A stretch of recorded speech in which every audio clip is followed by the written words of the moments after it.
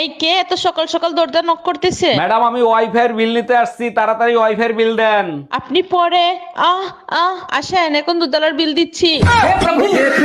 এই যে ভাইয়া শোনেন, জি বলেন। আমি আপনাকে অনেক ভালোবাসি, I love you. I love you too, কিন্তু একটা কথা আছে, আমি কিন্তু আপনাকে আইফোন দিতে পারবো না। আচ্ছা ঠিক আছে, কোনো ব্যাপার না, ব্রেকআপ। আরে ভাবি, আমাদের রেখে ভাইয়ের কাছে চলে গেছেন, তা এখন কেমন আছেন আপনি?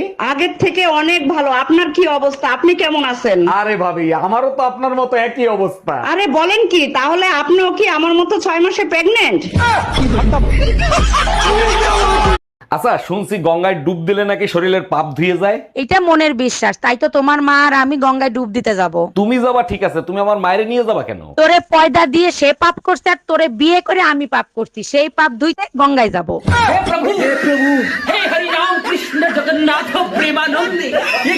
আচ্ছা, আমার গায়ের রং যদি কালো হতো তাহলে কি তুমি আমাকে বিয়ে করতা? জীবনেও করতাম না। আমি কালা, তুমি কালা, ছাউপনা গুলোও তো কালা হইতো, তাই না? আর যদি আমার বাবা যৌতুকে প্রাইভেট কার দিত তাহলে? তাও করতাম না। তোমার বাপের প্রাইভেটের চক্করে আমার জামাইরে হেলিকপ্টার দেয়া লাগতো।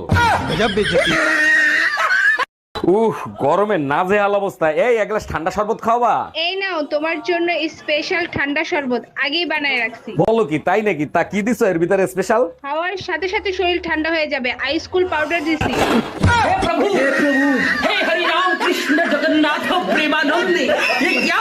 এই জানো, আমার বান্ধবী ভাইরাস আছে না, ওনা প্রেগনেন্ট। সর্বনাশ, ওর তো বিয়েই হয় নাই, প্রেগনেন্ট হইলো কি করে? ওর বয়ফ্রেন্ড বিনা হেলমেটে গাড়ি চালাইছিল তো তাই। ও আচ্ছা।